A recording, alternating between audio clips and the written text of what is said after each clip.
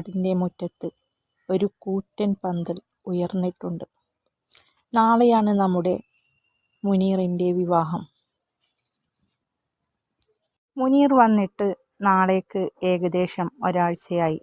അല്ലെങ്കിലും ആഴ്ചകളും മാസങ്ങളും ദിവസങ്ങളും വർഷങ്ങളൊന്നും കടന്നു പോകാൻ ഇന്നത്തെ കാലത്ത് വലിയ താമസമില്ലല്ലോ അല്ലേ? ഐഷുമ്മ വീട്ടിൽ ആകെ ഓടി നടക്കുകയാണ്. കാരണം ഉള്ളി തൊലിക്കാനും അതുപോലെ തന്നെ സൊറ പറയാനുമായിട്ട് കുറേ അയൽവാസികൾ പെണ്ണുങ്ങൾ എത്തിയിട്ടുണ്ട്.